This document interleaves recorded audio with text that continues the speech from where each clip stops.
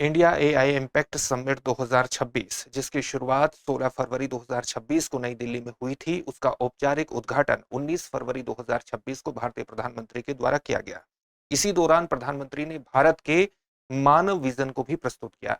ये मानव विजन क्या है और ये किस प्रकार से ग्लोबल एआई गवर्नेंस को स्थापित करने में केंद्रीय भूमिका का निर्वहन कर सकता है, इसी टॉपिक पर आज हम चर्चा करने वाले हैं। सबसे पहले मानव की फुल फॉर्म को जान लीजिए। मानव की फुल फॉर्म क्या होगी? मानव की फुल फॉर्म में अगर आप M4 देखें तो M4 मतलब होगा मोरल एंड एथिकल सिस्टम। ठीक है। A4 क्या होगा? A4 होगा अकाउंटेबल गवर्नेंस। N4 क्या होगा? नेशनल सॉवरेनिटी यानी राष्ट्रीय संप्रभुता। A4 क्या होगा? Accessible and inclusive. और V4 क्या होगा? Valid and legitimacy. Legitimate. Legitimate. ठीक है। अब इसका मतलब क्या है और ये किस प्रकार से ग्लोबल एआई गवर्नेंस को रेस्पॉन्सिबल और डेमोक्रेटाइज करने में विशिष्ट भूमिका का निर्वहन कर सकता है, ये जानना आपके लिए बहुत इंपॉर्टेंट है। लेकिन उससे पहले इस बात को विशेष तौर से ध्यान में रखिएगा कि दृष्टि संस्थान ने आपकी जीएस की तैयारी को पूरी तरह से करवाने के लिए आप घर बैठकर ही जीएस की तैयारी कर सके, इस बात को ध्यान में रखते हुए एक कोर्स लॉन्च किया है, GS studio foundation live online course. ये मात्र 24,999 में आपकी जीएस की तैयारी को मात्र 14 महीने में पूरा करा देगा। और इसकी सबसे खास बातों में क्या शामिल है? इसको करने के बाद जब आप दृष्टि संस्थान की किसी भी शाखा में जाएंगे और वहां जीएस फाउंडेशन ऑफलाइन बैच में एडमिशन लेंगे तो ये सारी फीस वहां पर एडजस्ट हो जाएगी, यानी एक तरह से ये कोर्स आपको फ्री में पड़ेगा।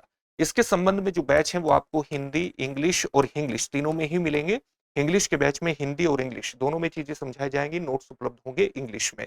2 वर्षों की करंट अफेयर्स की क्लासेस का एक्सेस आपके पास रहेगा। आप अपनी तैयारी का मूल्यांकन कर सके इसके लिए प्रीलिम्स और मेंस के 18 टेस्ट उपलब्ध होंगे। जो पढ़ाया जाएगा उसकी पीडीएफ फाइल मिलेगी, नोट्स बनाने में कोई भी दिक्कत नहीं होगी। 10 कलर्ड प्रिंटेड बुकलेट्स मिलेंगी जो जीएस के अलग अलग विषयों को कवर करेंगी, यानी अपने आप में एक कंप्लीट पैकेज है। तो देरी बिल्कुल मत कीजिए, डिस्क्रिप्शन में दिए गए लिंक पर जाइए और अपना एडमिशन को सुनिश्चित कर लीजिए, या दृष्टि लर्निंग ऐप को डाउनलोड कर लीजिए, वहां से भी आप अपने एडमिशन को सुनिश्चित कर सकते हैं। जब आप एडमिशन ले रहे हो और आपको इस फीस पर मैक्सिमम डिस्काउंट चाहिए तब आप मनीष कोड का इस्तेमाल कर सकते हैं। मनीष कोड का इस्तेमाल करने पर आपको मैक्सिमम डिस्काउंट इस फीस पर मिलेगा।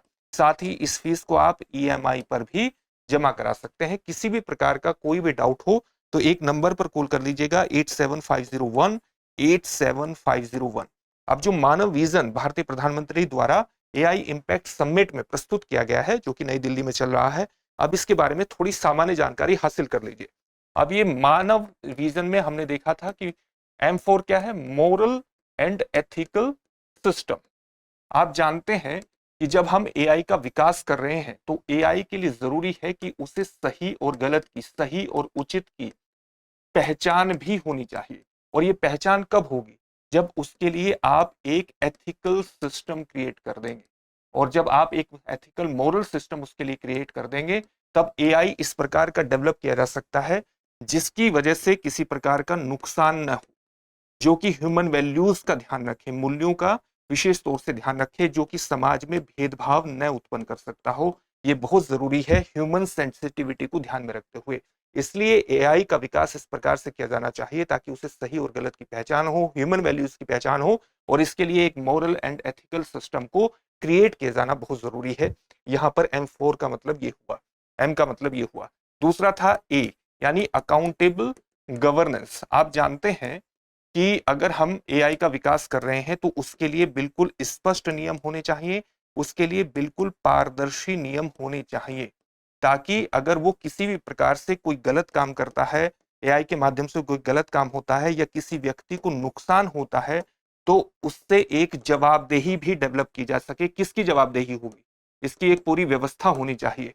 और इसलिए एआई पर इसको डेवलप करने के अंतर्गत एक सरकारों की और संस्थानों की निगरानी की आवश्यकता, उनकी मॉनिटरिंग की आवश्यकता भी बेहद जरूरी है। तो ये ए का मतलब हुआ, अकाउंटेबल गवर्नेंस एआई के संदर्भ में एस्टेब्लिश करने का मतलब ये हुआ।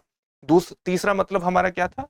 तीसरे मतलब के अंतर्गत हमने देखा था कि एन फॉर नेशनल सॉवरेनिटी यानी राष्ट्रीय संप्रभुता, नेशनल सॉवरेनिटी। इसका मतलब क्या हुआ? इसका मतलब ये हुआ कि एआई के अंतर्गत बहुत बड़े डेटा सेंटर्स डेवलप होंगे, बहुत बड़े डेटा का इस्तेमाल होगा, डेटा उसी का होगा जिस व्यक्ति ने वो डेवलप किया है या जिस संस्थान ने या सरकार से संबंधित है। यानी जिस व्यक्ति से और सरकार से डेटा जुड़ा है उसी पर उसका मालिकाना हक भी होगा। और जब इस डेटा की सुरक्षा की बात आएगी तो ये डेटा किसी दूसरे देश में ट्रांसफर नहीं होना चाहिए, क्योंकि अगर ऐसा होगा तो ये नेशनल सॉवरेनिटी को, राष्ट्रीय संप्रभुता को भी प्रभावित कर सकता है। इसलिए डेटा की सुरक्षा करना बेहद जरूरी है और डेटा की गोपनीयता को बनाए रखना भी बेहद जरूरी है, क्योंकि वो नेशनल सॉवरेनिटी से जुड़ा हुआ मुद्दा है। N4 मतलब ये हुआ। इसके अलावा A4 फिर ए आता है उसमें, उसका मतलब क्या हुआ? Accessible and inclusive. आप जानते हैं कि एआई के डेवलपमेंट में उन कंपनियों, हाईटेक कंपनियों के पास कहीं ना कहीं एज है जो कि पहले से इस पर बहुत बड़े स्तर पर काम कर रही हैं। जो विकसित देश इसमें बहुत बड़ा निवेश करने में सक्षम है उन पर भी एक कहीं ना कहीं उनको एज है, यानी वो दूसरों से आगे हैं। इससे एक ग्लोबल एआई डिवाइड पैदा हो सकता है। जिस प्रकार से हमने डिजिटल डिवाइड की बात की थी उसी प्रकार से एआई के क्षेत्र में भी एक विभाजन पैदा हो सकता है। इसलिए एआई का विकास इस प्रकार से किया जाना है कि जो समाज के एक कमजोर तबके हैं उस तक इसकी पहुंच एस्टेब्लिश हो, ग्रामीण क्षेत्रों तक इसकी पहुंच एस्टेब्लिश हो, जो समाज के कमजोर वर्ग हैं वहां तक इसकी पहुंच को एस्टेब्लिश किया जाना चाहिए। इसके अलावा जो किसान हैं, किस खेती है, वहां तक इसको एस्टेब्लिश किया जाना है। जो छोटे व्यवसायी हैं उनके लिए इसको उपयोग योग्य बनाना है। इस प्रकार से इसका डेवलपमेंट किया जाना है ताकि समाज के सभी वर्ग इससे जुड़ सके और ये वास्तव में मानव केंद्रित हो सके, मानव की समस्याओं का समाधान कर सके। और इंक्लूसिविटी यहीं पर विशेष रूप से महत्वपूर्ण हो जाती है। सभी को एआई का फायदा होना चाहिए। एक ग्लोबल एआई डिवाइड खड़ा करने से हमें बचना चाहिए और इसलिए ग्लोबल साउथ के नेतृत्व में भारत आगे खड़ा है। और जो ग्लोबल साउथ के देश हैं वो कहीं ना कहीं आप जानते हैं कि उनके पास एआई के डेवलपमेंट के लिए फंड उतना नहीं है जितना विकसित देशों के पास है। इसलिए जो ग्लोबल साउथ और ग्लोबल नॉर्थ है उसके अंतर्गत एक डिजिटल डिवाइड खड़ा ना हो, इस समिट के माध्यम से भारत ग्लोबल साउथ का प्रतिनिधित्व भी करने की कोशिश कर रहा है। तो यहीं पर एक्सेसिबल एंड इंक्लूसिविटी, विशेष रूप से एक्सेसिबिलिटी एंड इंक्लूसिविटी विशेष रूप से महत्वपूर्ण हो जाती है। और लास्ट में आता है वी मतलब वैलिड एंड लेजिटिमेट। इसका मतलब क्या हुआ? इसका मतलब है कि एआई का जो विकास किया जाना चाहिए ये कानून के अनुसार ही होना चाहिए, कानून के विपरीत नहीं होना चाहिए। एआई अगर किसी तरह की फर्जी सामग्री उत्पन्न करता है तो उस पर नियंत्रण करने की आवश्यकता है। फर्जी सामग्री जैसे डीप फेक जैसी व्यवस्थाओं को खड़ा करता है तो इससे बचाव होना चाहिए। और बचाव कब होगा? जब इसका डेवलपमेंट और इसका जो यूज होगा वो कानून के अनुसार ही होगा। और जो भी सामग्री ये क्रिएट करता है उसको सत्यापित करने की आवश्यकता है। न केवल सत्यापित करने की आवश्यकता है बल्कि सत्यापित करने के साथ साथ वो जानकारी वैध भी होनी चाहिए। ठीक है, यानी कानून के अनुसार एआई का डेवलपमेंट किया जाना चाहिए। तभी हम इसको डेमोक्रेटाइज बना सकते हैं, तभी हम रेस्पॉन्सिबल एआई को क्रिएट कर सकते हैं। तो अगर भारत का ये मानव विजन देखेंगे तो ये किस प्रकार का प्रयास है? ये कहीं ना कहीं एआई को मानव केंद्रित बनाने का प्रयास है।